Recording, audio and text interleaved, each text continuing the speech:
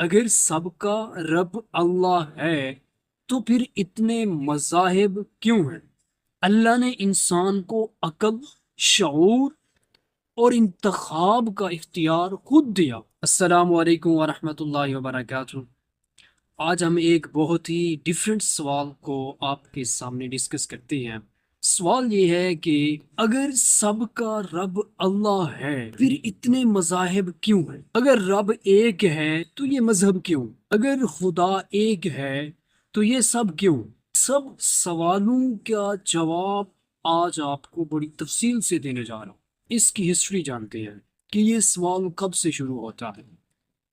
صدیوں سے انسانیت اسی سوچ میں مگن ہے کہ اس کا جواب کیا ہے اور اس کے ریزلٹس کیا ہیں، اس کے نتائج کیا ہیں۔ صدیوں سے اس کے پیچھے ہے، تو پھر کوئی نتیجہ نکلا؟ ہاں ضرور نکلا ہے، اس کو آج جانتے ہیں کہ سب کا خدا، سب کا مالک، پوری انسانیت کا خالق، رازق، پالنے والا اللہ ہے۔ تو یہ مذاہب پھر اتنے زیادہ کیوں ہیں؟ ہونا تو یہ چاہیے تھا کہ ایک ہی مذہب ہوتا اور اسی پر سبھی پیروکار ہوتے، اللہ کے ماننے والے ہوتے، تو اتنی زیادہ مذاہب کیوں بنے؟ میں آپ کو یہ ساری ڈیٹیل پوائنٹس میں شیئر کروں گا۔ تو سب سے پہلے ہم نے جس چیز کو جاننا ہے وہ یہ ہے کہ اللہ تعالی سب کا رب ہے۔ یہ قرآن کی بنیادی تعلیم ہے۔ قرآن کی پہلی سورت، پہلی آیت، الحمدللہ رب العالمین، تمام تعریفیں اللہ کے لیے ہیں جو تمام جہانوں کا رب ہے۔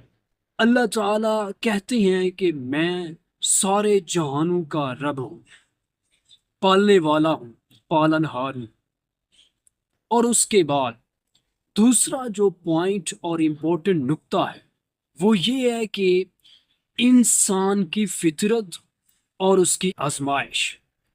اللہ تعالیٰ نے جب انسان کو پیدا کیا، کریٹ کیا، بنایا، تو اس وقت اللہ نے انسان کو دو راستے دیے کہ ان میں سے تو جو چوز کرے گا تیرے لیے آخر میں یہ فائدہ ہے، یہ نقصان ہے۔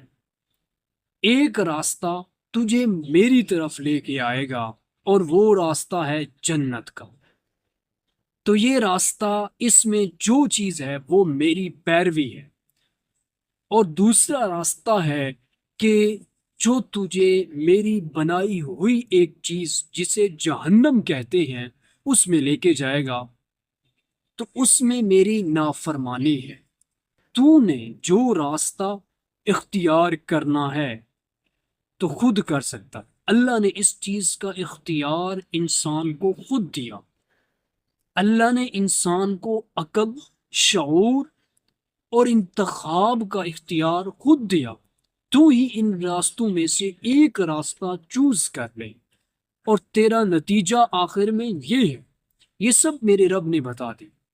اور اس کے بعد جو تیسرا پوائنٹ ہے وہ یہ ہے کہ اللہ تعالیٰ نے انسانوں کی ہدایت کے لیے ہر دور میں اپنا ایک پیغمبر، نبی اس دنیا میں بھیجا تاکہ وہ جا کر انسانیت کو ہدایت کی راہ سے روشناس کرے۔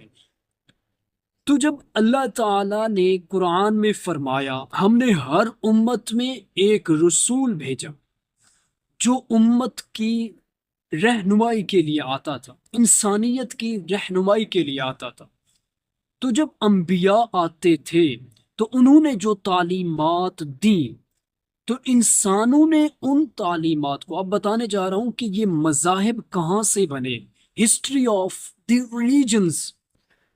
تو جب انبیاء کی تعلیمات آئیں اور اللہ تعالیٰ نے انبیاء کو جو پیغام دیا کہ میری انسانیت کو یہ پیغام جا کے پہنچاؤ، تو جب وہ پیغام پہنچایا گیا، بعد میں جو انسان اس وقت موجود تھے انہوں نے اس پیغام میں کچھ تحریفات کی، تو ان تحریفات کی وجہ سے دین حق بھیجا تھا انبیاء کے ذریعے، وہ پھر ڈیوائیڈ ہوتا گیا، پھر یہ ریلیجنز، یہ مذاہب بنتے۔